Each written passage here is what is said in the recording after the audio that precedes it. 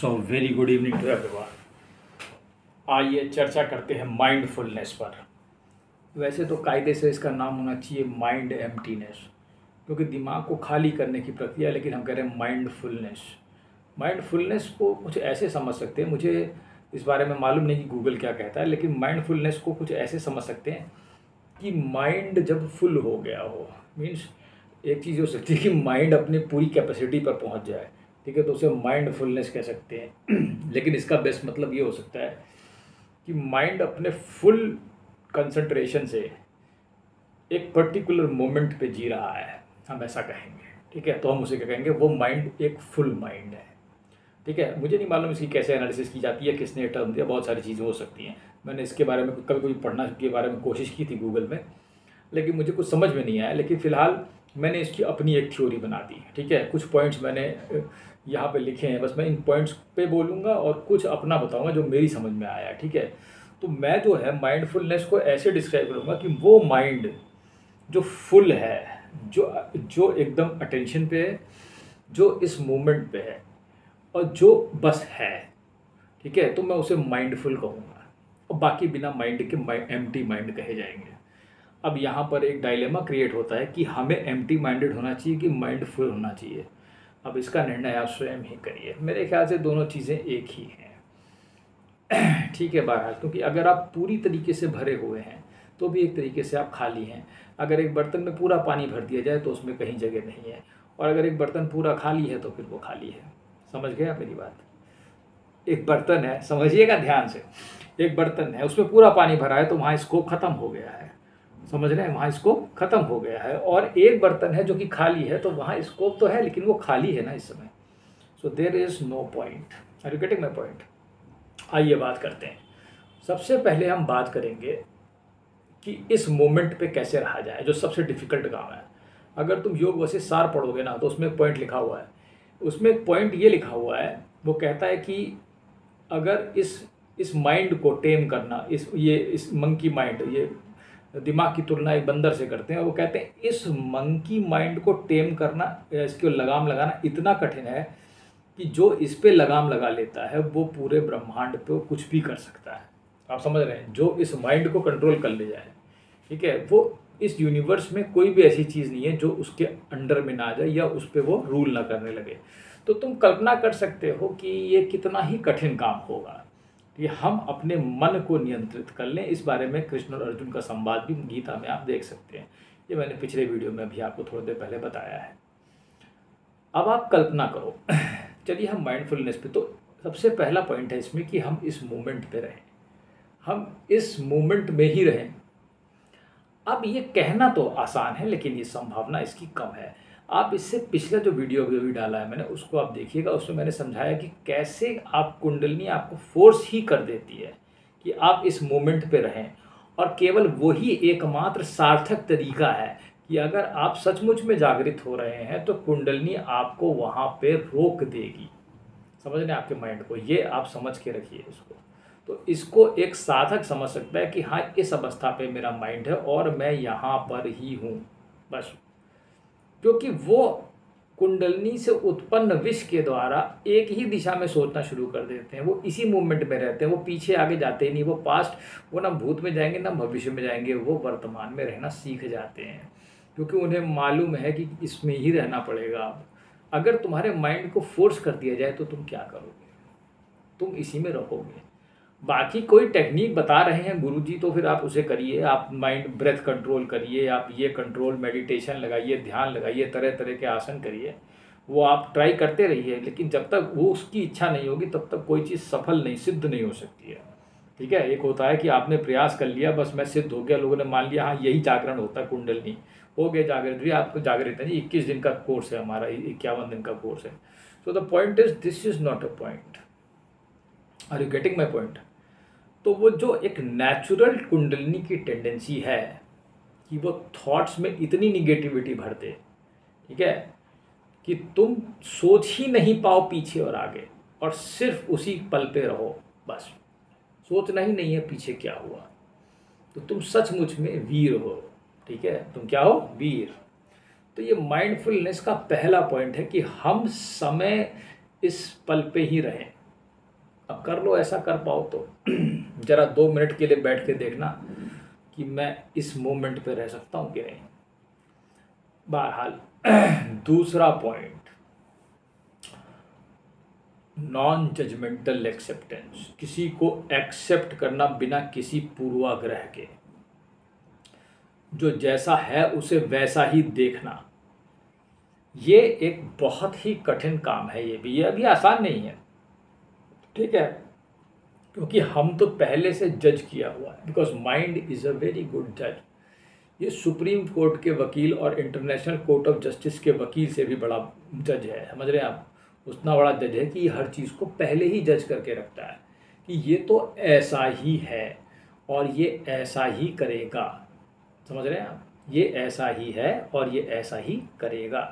तो आप इस चीज़ पर कल्पना करिए कि इतने बड़े जो जज साहब बैठ गए हैं आपके अंदर, इनको आप चुप कैसे कराएंगे। अरे वो तो अच्छा, उसकी मौसी, हाँ वो तो वैसी है, वो तो इसमें तो ये दुर्गुण रखा हुआ है। अच्छा वो उसके मामा, अरे वो तो बस ऐसे ही हैं।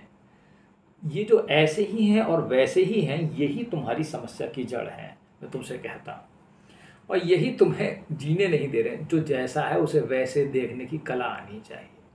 और ये जो अप्रोच है, ये माइंड की एक स्टेट और देखने की अवस्था पर भी है, क्योंकि जब तुम उसको आदमी के रूप में देखोगे तो तुम उसके बारे में तरह तरह की कल्पना करोगे, इसने मेरे पैसे लिए थे, इसने वापस नहीं किए, इसको पैसे नहीं देने, इसको ये नहीं।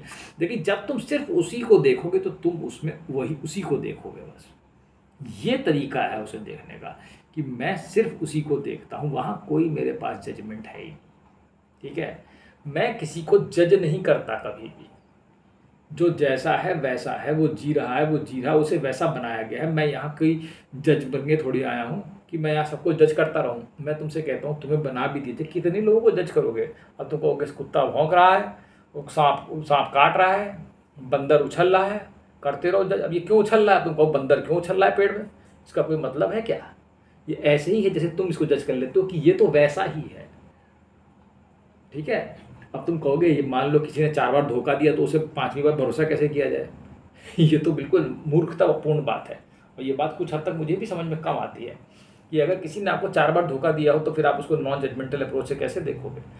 देख सकते हो, फिर भी मैं तुमसे कहता हूँ, ये माइंड की एक अवस्था है कि तुम किसी चीज़ को, जब तुम जागृत हो गए ना, जब तुम सेल्फ को जानने की कोशिश करते हो, जब कुंडलिनी आप तुम जगाते हो अपनी, कहते हो या क्रिया करते हो, तो तुम एक अवस्था पे पहुंचोगे जब तुम्हारी अप्रोच ऐसी होगी कि तुम उसके बारे में पास की चीज़ तुरंत भूल जाया करोगे थोड़ी देर में, और वो तुम्हारे मन में उसके प्रति वासना मैल उत्पन्न ही नहीं होगा। ये ऐसे होता है, ठीक है। तो उसे तुम छोड़ दोगे, या तुम उससे कहोगे जाने दो, या तुम उससे थोड़ा बच सकते हो, या तुम उसे फिर पूरी तरीके से सिर्फ देख सकते हो। ये इसकी अप्रोच है, नॉन जजमेंटल अप्रोच, ठीक है। माइंडफुलनेस में तीसरा पॉइंट आएगा कि हम अपने ज़िंदगी के सभी गोल्स हटा दें, सभी जितनी भी हमारे एम्बिशंस हैं इसको हम हटाएं, ठीक है। बिकॉज हमारे पास, हम जब पैदा हुए हैं तो हमें अपने आप पैदा कर दिया गया है। हम अपनी मर्जी से पैदा नहीं हुए, हम अपनी मर्जी से कुछ नहीं करते। माँ बाप, धर्म कुछ भी डिसाइड नहीं कर रहे हैं। आज मैं हिंदू, कल को मैं मुसलमान हो जाऊँ, इसकी गारंटी कुछ नहीं है। मतलब मेरी बात समझना, मैं इस जन्म की बात नहीं कर रहा हूँ, मैं अगले जन्म की बात कर रहा हूँ, ठीक है। तो there might be any sort of changes, are you getting my point. तो कोई भी चीज़ हाथ में नहीं है, तो तुमने अपने आप को कैसे जज कर लिया कि तुम ये बन जाओगे, ये करोगे, मैं ये करूँगा, मैं परसों ये करूँगा। सूखे पत्ते की तरह हो जाओ। इसका अप्रोच क्या है, सूखा पत्ता, जिस तरह वायु चली सूखा पत्ता उड़ा। क्योंकि तुम सोचते हो कि तुम यहाँ परिवर्तन कर दोगे, मैं यहाँ तोप उखाड़ दूंगा, मैं इस पूरी पृथ्वी को ठीक कर दूंगा, मैं ये शहरों के सब कुछ ठीक कर दूंगा। ठीक कुछ नहीं होता है, आदमी ठीक होता है चला जाता थोड़े समय बाद। ये ठीक आज तक नहीं हुई। राम चले गए, कृष्ण चले गए, बुद्ध चले गए, गौतम चले गए, नानक चले गए, सब चले गए। ये ऐसी की ऐसी है, आज भी इसमें कूड़े भरा हुआ है, ठीक है, सब चले गए। सो द पॉइंट इज, ये अप्रोच ठीक नहीं लगती कि हम इसे सुधारेंगे, उल्टा हम सुधर जाएंगे, ठीक है। ये बेहतर अप्रोच है, ठीक है। हम नहीं सुधरेंगे बल्कि हम खुद सुधर जाएंगे। हम सुधारेंगे नहीं, हम खुद सुधर गए, हम समझ गए सुधरेगा ही नहीं, क्योंकि सिस्टम बनाया ही गया है 99 100 के आधार पर। कमियां रखेंगे, तुम्हारा माइंड उस कमी को देखेगा, तुम उसी में उलझे रहोगे बस। तो यहाँ अक्लमंदी ये है कि हम कोई टारगेट ही नहीं रखेंगे, हमें ये कुछ नहीं करना। जो हो जाए ठीक है, जो नहीं हो वो भी ठीक है। कृत अकृत कर्मों पर हमें विवेचना नहीं करनी। अष्टावक्र कहता है। कौन कहता है? अष्टावक्र। कृत अकृत को छोड़ के मैं अब बिल्कुल अपने में निरपेक्ष पड़ा। बस पड़े हो सूखे पत्ते की भांति, अपना जो हो जाए ठीक है, जो ना हो जाए वो भी ठीक है। समझ रहे हो? तो इस तरीके से मैंने तुम्हें इसके तीसरे पॉइंट को बताया। मुझे लगता है इसमें कोई पॉइंट छूटा तो नहीं है। हाँ, एक पॉइंट देखो, इसमें एक अच्छी चीज़ बताई है। वैसे ये दूसरे पॉइंट के जैसा ही है, एक चीज़ थी इसमें जो कि आपको और सोच सकते हैं जिस बारे में। जब भी हमारे पास कोई आता है, तुम अपने माइंड की टेंडेंसी को रीड करना। जब भी तुम्हारे पास कोई आएगा तो तुम पहले हर काम के लिए ना करोगे। तुम्हारी अप्रोच ना है, माइंड की अप्रोच ना है। जब मैं तुम कहता हूं तो मेरा कहने का मतलब तुम्हारे मन से होता है। ठीक है? कि तुम्हारे मन की अप्रोच जो है वो निगेटिव है किसी भी चीज़ के लिए। तुम किसी भी परिवर्तन को एक्सेप्ट नहीं करते हो, तुम हटाते की कोशिश करते हो। कुछ बदलाव होगा तुम उसे हटाओगे, कोई आएगा तुम, अरे कहाँ से आ गया ये, मैं इस समय व्यस्त हूँ। तुम देखो, चीज़ों को लेना सीखो। ठीक है? इनको भगाना मत सीखो। ठीक है, तुम परेशान हो सकते हो, तुम्हारे पास सैकड़ों काम हो सकता है। तुम अभी, खैर मैं अपनी बात कर लूँ, मैं इतना व्यस्त रहता हूँ, हो सकता है आप चिड़चिड़ा हो जाओ या आप कहीं कहीं पर कुछ उल्टा बोल दो या कुछ हो जाए। लेकिन धीरे धीरे जब तुम इसका अभ्यास करने लगोगे तो तुम कहोगे चीज़ों को आने दो, क्योंकि ऐसी कोई मन कहता है ये बहुत बड़ा बवाल आ रहा है। मन क्या कहता है? ये एक बवाल है, बवंडर आ रहा है, इसको भगाओ।